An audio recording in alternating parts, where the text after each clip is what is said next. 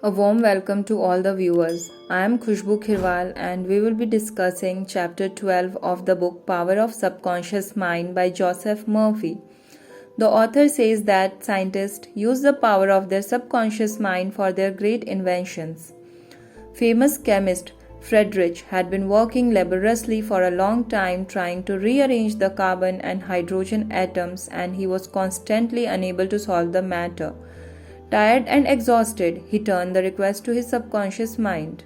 Shortly afterward, as he was about to board a London bus, his subconscious mind presented his conscious mind with a sudden flash of a snake biting its own tail and turning around like a pinwheel. This answer from his subconscious mind gave him the long sought answer of the circular rearrangement of atoms that is known as the Banyan ring.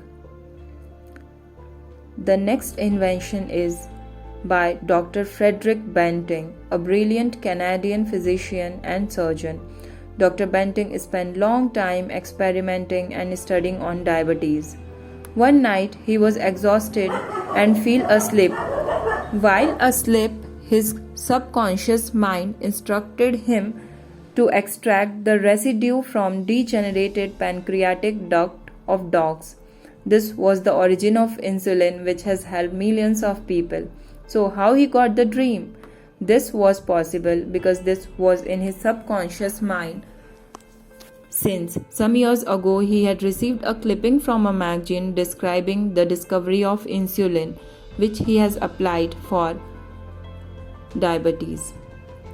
The next example is of Dr. Lothar, an electronic engineer. He narrates the story of how his subconscious mind freed himself from death by the brutal guards in a Russian prison.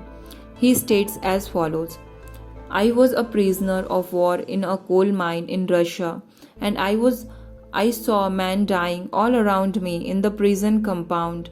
We were watched over by brutal guards and arrogant officers. After medical checkup, a quota of coal was assigned to each person. My quota was 300 pounds per day. In case any man did not fill his quota, his food ration was cut down, and in short time he was resting in cemetery. I started concentrating on the escape. I knew that my subconscious mind would somehow find a way. My home in Germany was destroyed, my family wiped out, and all my friends and former associates were either killed in the war or in concentration camp. I said to my subconscious mind, I want to go to LA, and you will find the way. I had seen pictures of LA every day and night. I would imagine I was walking down in LA with an American girl, says now my wife. In my imagination, we would visit the stores, ride buses, eat in restaurants. I made all this vivid and real. I walked out of the camp undetected and kept walking for 24 hours. I was able to live by fishing and killing some wildlife. I reached Poland by coal trains going to Poland. With the help of friends, I made my way to Switzerland, then to USA. When I arrived in LA, I found the same street which I had imagined so vividly in long months in Russian coal mines. I recognized the buildings which I had seen in my mind so often. I actually seemed as if I had been in LA before I reached my goal. So this is how Lothar narrated the whole story of his subconscious mind. By this story, author wants to explain us that true thinking is free from fear. Your body is an emotional disk which records your beliefs and impressions. So, mobilize your attention, focus your thought on the solution to your problem. Sense the feeling that you would have if the perfect answer were yours now. Let your mind play with this mood in a relaxed way, then drop off to sleep. When you awaken and you do not have the answer, get busy about something else. Probably when you are preoccupied with something else, the answer will come into your mind. The author further narrates that story of finding a lost ring and story of locating father's will by just asking subconscious mind. Summarizing the above, author tell few crucial points.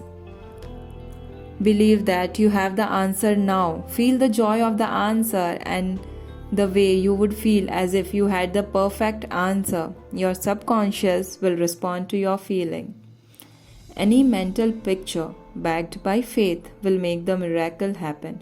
Trust it and wonders will happen as you pray. Picturize your solution and keep praying for it. Your subconscious is the storehouse of memory. Your experiences since childhood is recorded there. Guidance comes as an inner awareness whereby you know that you know. It is an inner sense of touch. Follow it. With that, we have come to end of chapter 12. Scientists use the subconscious mind. Thank you.